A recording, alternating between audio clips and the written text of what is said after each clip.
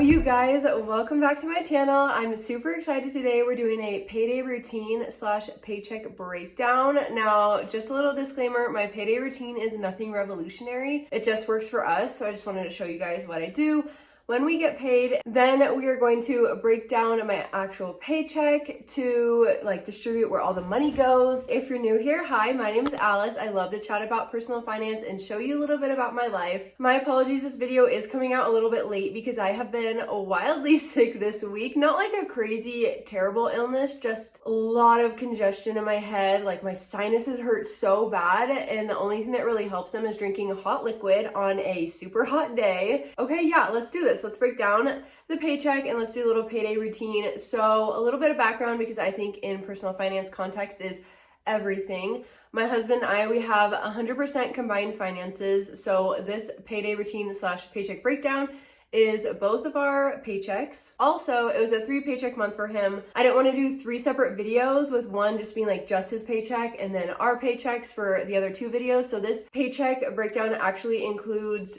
the rollover from his first paycheck. That was like his extra paycheck because of just the way the budgeting cycle works. And then our 2 paychecks combined like normal. So it is going to be a higher saving paycheck. This is like a lot of saving for us too. This is not normal. And if you want something more realistic, the paycheck breakdowns that I do at the end of the month, most of the money goes towards the mortgage, since I don't split it and save half in the beginning of the month for the mortgage and half at the end. We just pay the mortgage with our paychecks from the last part of the month. Okay, I'll go over our payday routine real quick because honestly, it's not that crazy because we have all of our bills automated, we have our investments automated, and everything just comes into our bank account like direct deposit. So it's not that complicated, but it does take a lot of setting up in the background beforehand.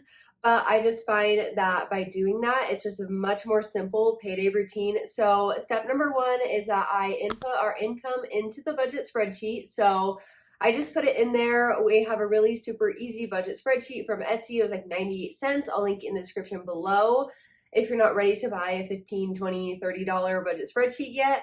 So I input those expenses, and then since I'm on the budget spreadsheet, I try to make sure that everything's up to date, which is nice because when you get paid a couple times a month, then you're always at least updating the budget spreadsheet a couple times a month. So I go through our credit cards and our bank account, and I like to input the expenses.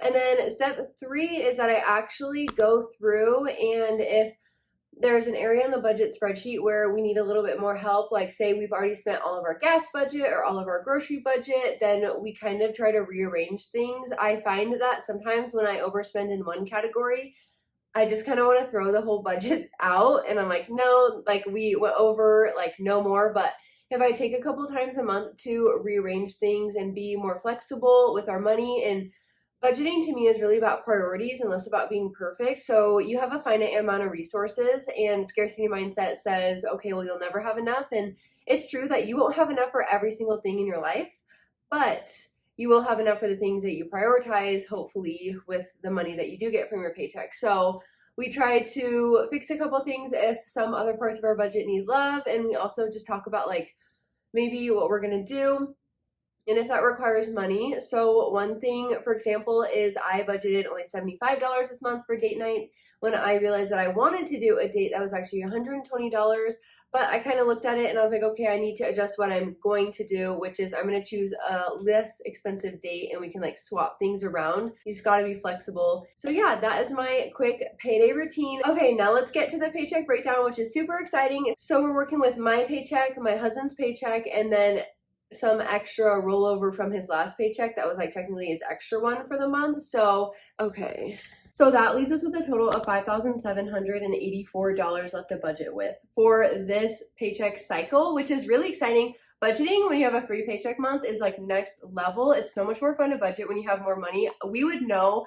We had times where I was making very little because I was working hourly and I couldn't work that much, and then my husband was getting taxes taken out because his company was paying for his school. So we've had times that were very, very lean, but right now with this 3 paycheck month, it feels amazing. Since last month we spent more than we made, we are going to build up our $1,000 buffer in our bank account. So we're going to put $160 towards that. Okay, and then moving on to our bills, our gas is only going to be $13 this month, which is so low because it's summer, so it's super hot. We don't really have to heat our house at all. And then our car insurance is always $148, and then our water, trash, and sewer, which will come out these paychecks, will be $118, which I find is a very reasonable amount for water. I'm from Oregon. Water literally falls from the sky every waking moment of your life in Oregon, and water is so expensive there. So it's really cheap in Utah, even though we're living in a desert, which like doesn't super sit well with me, because then people use a lot of water. But okay, let's go on to expenses. So we pay tithing, we pay 10% to our church. And for these 3 paychecks, technically, we're just using the rollover for my husband, so we still pay tithing on the money that we already spent, which is $668 total. Okay, and then groceries. So this is a little bit different than normal. Number one, we raised our grocery budget from $400 to $500 a month. And then also we're having some family come into town, and whenever we go to Oregon or we spend time with my family, people are really generous and they pay for a lot of stuff. So when family comes into town for us and we're hosting, we want to be super generous with them, kind of repay them for all their generosity. Like we went to the beach and we didn't have to pay for the Airbnb at all. So we want to make sure that we have enough food for everyone. So for groceries this month, we're actually going to spend, for groceries this paycheck, we're actually going to spend $300. Now that means $200 from our grocery budget to be like normal, if that makes sense. I'm like explaining this so poorly, but basically in this next paycheck period, we want to spend $300 on groceries, and $200 of that is going to come from groceries and $100 is going to come from splurge. And our splurge fund is kind of like a miscellaneous for fun stuff. So this is hosting, having really fun food for my family. So we're going to spend an extra $100 from our splurge account to combat the fact that we're buying groceries for family as well. We're probably going to go to Costco, and I'm a big believer that we actually save a lot of money by not usually shopping at Costco. We shop at Winco, and you can still buy in bulk, but the food isn't as fancy or like as nicely marketed as it is in Costco. But we're gonna do it because we need a lot of frozen foods for like the kids to reheat and stuff, if that makes sense. Okay, pet care, we're probably gonna spend $25. I am not super in touch with what our cats need all the time. It's kind of my husband's realm of the house. He buys the litter and the cat food mostly because it's just so freaking heavy and I hate pushing it around the grocery cart. So we're gonna spend $25 on that.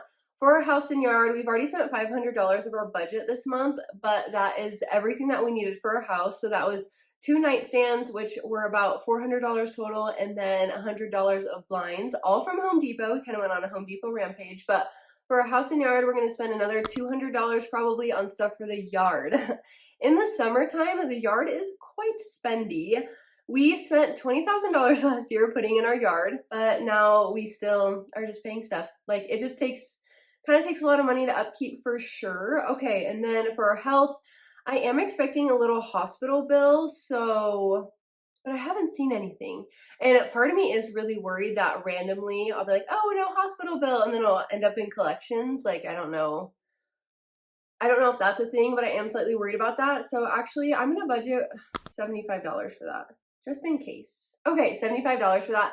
And then we have an unexpected / miscellaneous fund. Now, it's hard to do like a paycheck breakdown and be like, I'm planning on spending $150 on unexpected expenses, but I'm just gonna put like half of our budget for this paycheck because there's bound to be stuff that happens, so might as well plan for the unexpected. And also, what was I thinking? I can't remember. The first part of this month has been so incredibly cheap because I've been sick and my husband's just been staying home with me, so it's like we haven't really spent that much money. We had multiple no spend days this week because it's like, I'm sick. I'm just gonna stay home. Okay, and then, oh, this is so exciting. So I have a line here for our car payment, but we paid off our car last month, so no car payment this month, which is crazy how much that frees up because literally we would put at least $1,000 a month towards our car, so it feels amazing to not have to do that anymore. So now we have 2 paid off cars.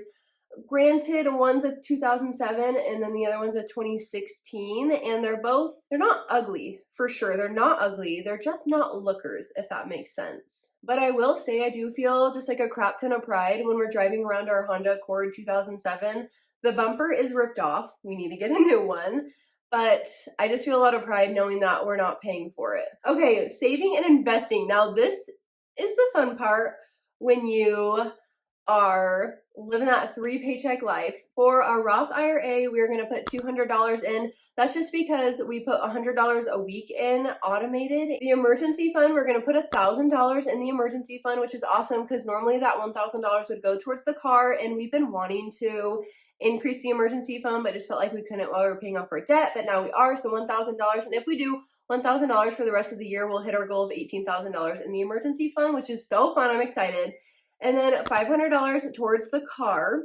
So I know that someday we're gonna want to replace the bumper. It's been a couple years, but I think it's time. And then also just anytime we need, anytime you go in to like get a form for your car or to register or the plates or I don't know what all the numbers are, but like the words are, but I feel like it's at least $100 to $150 every time. And sometimes like that smacks us. So I want to make sure that we are saving for all those things in the future, plus like future maintenance and stuff. So since we have one bigger car, it just costs more every time we do anything. And then at celebrations, we're going to put $750 because Christmas is creeping up. It's August, but like it's going to be here before you know it. Christmas is December 25th, but you start buying gifts like 2 months in advance, and I just want to make sure that we have enough money. Also, for celebrations, it's not just for Christmas or anniversaries in December, and then my birthday is 2 months later. So we got to start saving for all of these, and our celebrations fund has exactly $0 in it right now. Okay, furniture, we're going to save $400 towards furniture, but then we ended up buying nightstands. That's the issue with us in sinking funds is we're like, why put $200 in a sinking fund when we could spend that right now on what we need? So I'm going to try and set up a sinking fund next month for it. But as of right now, we're going to put the money that we didn't spend on nightstands into the furniture fund, and that's $50. Now we're on to the guilt-free spending. So my husband, his whole budget this month was $100 just because he tends to not really have time to go golfing, but he was able to do a round of 18, and he's like, it's just like a really good time to golf right now. Like the weather's great, kind of, it's a little hot, but anyways. So we actually are gonna give him another $100 this pay period, even though he already spent $60, and we're just gonna take $60 from the splurge fund. So I just have like this little like column on the other side that says how much money we're taking from splurge. So there that goes. Splurge is really just the miscellaneous, like when we want to spend more. And then eating out, I'm budgeting $50 this pay period to eat out. We did eat out once at Panda Express, and it was only $10.95, and I was like, bon appetit, like this is the best place ever. And then for a date night, I didn't want to spend $120 on a date night this month, but then I was like, you know, we didn't really budget for that, like, so I'm gonna find something cheaper, and then we can do that more expensive date night later.